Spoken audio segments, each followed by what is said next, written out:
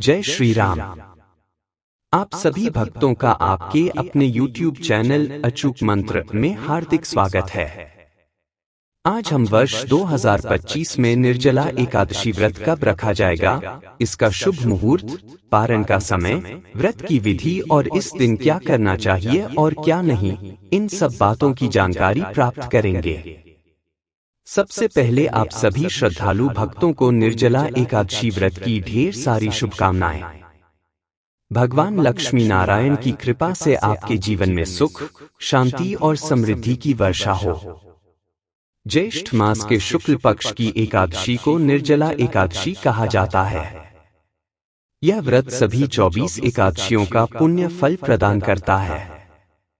जो भक्त हर महीने एकादशी व्रत नहीं रख पाते, वे यदि केवल इस एक निर्जला एकादशी का व्रत पूरी श्रद्धा और नियम से करते हैं, तो उन्हें सभी एकादशियों के बराबर पुण्य की प्राप्ति होती है। इस दिन भगवान विष्णु और माता लक्ष्मी की विशेष पूजा की जाती है। इसे त्रिदेव व्रत भी कहा गया है, जो समस्त पापों का नाश करता है और भक्त को मोक्ष की ओर ले जाता है। इस दिन जल और अन्न दोनों का त्याग कर उपवास करना चाहिए। गोदान करना अत्यंत पुण्यदायक माना गया है। यदि कोई गोदान करने में असमर्थ हो तो वह तांबे, पीतल या मिट्टी के जल से भरे कलश में थोड़ा सा सोना डालकर उसे नए वस्त्र में लपेटकर श्रद्धापूर्वक किसी ब्राह्मण को दान करे। इस प्रकार जलदान करने और स्वयं दिन रात्रि निर्जल व्रत रखने वाले व्यक्ति को कोटि-कोटि गोदान करने के बराबर पुण्य प्राप्त होता है। इस दिन यज्ञ, दान, जप, तप आदि कर्म करने से अक्षय फल प्राप्त होता है और अंततः भगवान विष्णु के धाम की प्राप्ति होती है।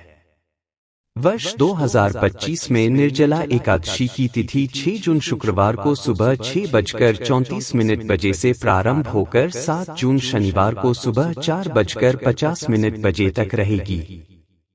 द्वादशी तिथि 8 जून रविवार को सुबह 7:20 बजे तक है। इस बार एकादशी व्रत 2 दिन मनाया जाएगा, 6 जून को स्मार्तों द्वारा और 7 जून को वैष्णवों द्वारा। हरिवासर समाप्ति के बाद ही व्रत का पारण करना चाहिए। जो भक्त 6 जून को व्रत रखेंगे वे 7 जून को दोपहर 1:44 से शाम 4:31 के बीच व्रत का पारण करें, और जो 7 जून को व्रत रखेंगे वे 8 जून को सुबह 5:25 से 7:15 के बीच पारण करें। व्रत पारण तिल से करना श्रेष्ठ माना गया है, जिसे तिलेन पारणम कहा गया है। यदि तिल उपलब्ध न हो तो तुलसी दल, फल या जल से भी पारण किया जा सकता है। 6 और 7 जून को ब्रह्मा मुहूर्त सुबह 4:02 से 4:42 तक रहेगा। सूर्योदय का समय सुबह 5:08 और सूर्यास्त शाम 6:47 पर होगा। प्रातः पूजा का शुभ समय सुबह 4:22 से 5:23 तक तथा सायंकालीन पूजा का समय शाम 7:17 से रात 8:18 तक रहेगा। 7 जून को द्विपुष्कर योग सुबह 5:23 से 9:40 तक रहेगा और इसके बाद सर्वार्थ सिद्धि योग शुरू होकर 8 जून सुबह 5:23 तक प्रभावी रहेगा, जो बहुत ही शुभ माना गया है। अभिजीत मुहूर्त दोनों दिन सुबह 11:52 से दोपहर 12:48 तक रहेगा। राहुकाल में कोई भी शुभ कार्य नहीं करना चाहिए।